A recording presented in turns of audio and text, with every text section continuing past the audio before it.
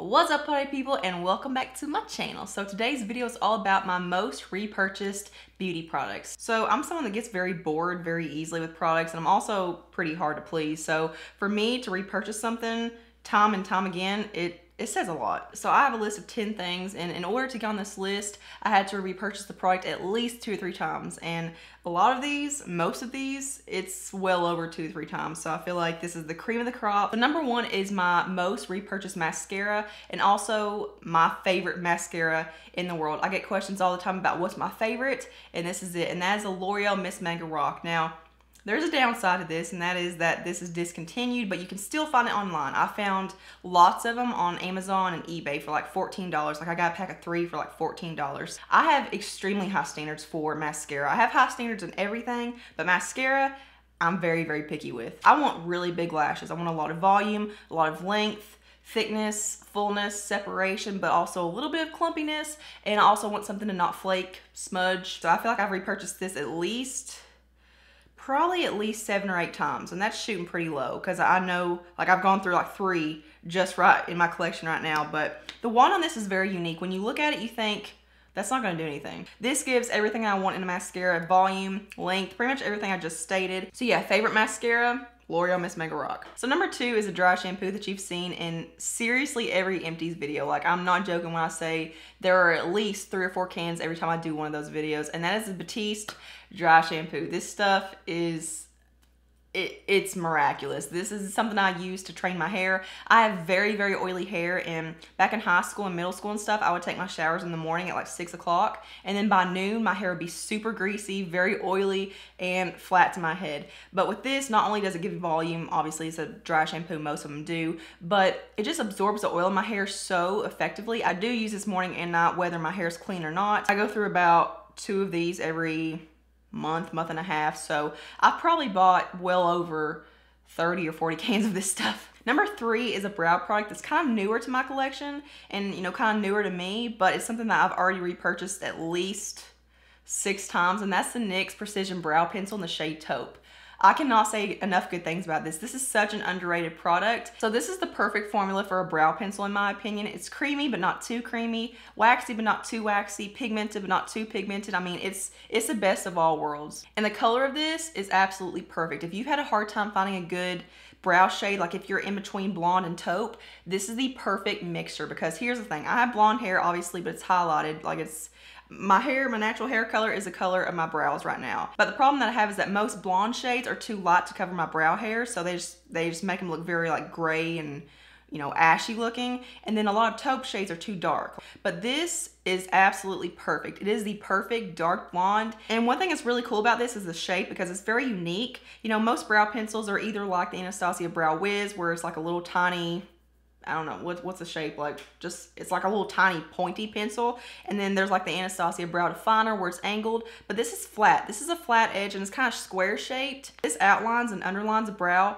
so fast. Number 4 is the Essence Lash and Brow Clear Gel Mascara. So I like to use this in my prepping and priming stages. So I put this on as soon as I start doing my makeup. And a lot of people are like, you put on brow gel before you do your eyebrows. Why do you do that? And that's because if I put on a brow product without any kind of grip, like any kind of brow gel in it, I just feel like it doesn't stick. Like, I just feel like it needs a little bit of texture and a little bit of grip just to hold on to the pigmentation. So that's why I like to use this for. This has about like a medium hold. It's definitely not anything like the Anastasia Clear Brow Gel. It's not like glue for your brows, but it's like a nice medium, just a flexible hold.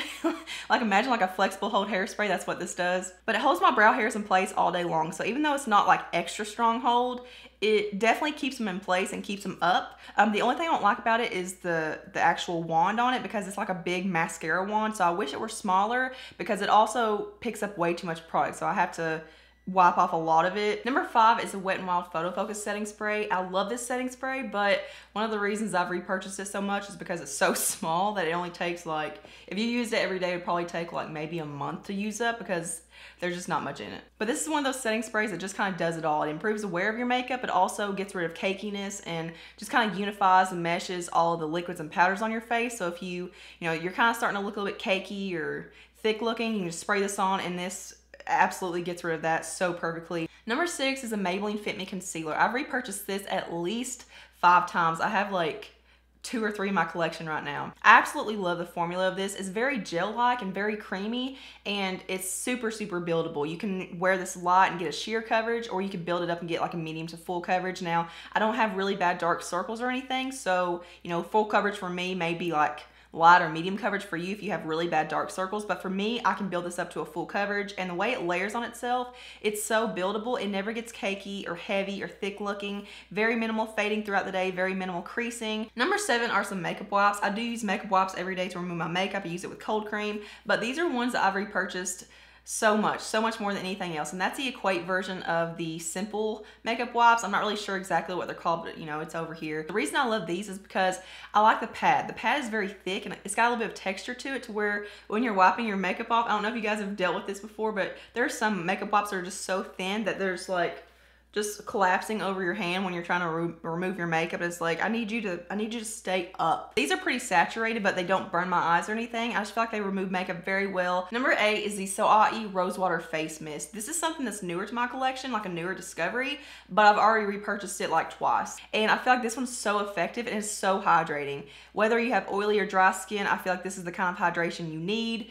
and I use this morning and night. Number 9 is the NYX Pump It Up Lip Plumper in the shade Live. This is just a clear lip gloss, but the reason that I like this one so much is because it has a little bit of a tingly feeling to it. It's not like the Too Faced Lip Injection Extreme or anything. Like, it's not that intense. It's just very subtle. But this is very long lasting, and I feel like this definitely improves the wear of anything I wear under it. And I pretty much wear this on top of everything. That's why I have to go through these so quickly. Not because I use up the product, but because I mix them with reds, pinks, nudes, mauves. So I just feel like this is a very, very good lip gloss, and no one ever talks about it. And last is the NYX HD Pressed Powder in the shade Banana. This is something that I've gone through, I think I've gone through 3 of these. What's unique about this shade is that it's gonna be more suitable for lighter skin. So most banana powders, like think Ben Nye or, you know, any kind of banana powder on the market pretty much, they're kind of targeted more towards darker skin people. So, you know, those work really well for dark skin tones. So what's special about this shade is that it's kind of like a mix between a yellow powder and a white powder. Like, in my opinion, it kind of seems like it has like a white base to it. So it's kind of like the perfect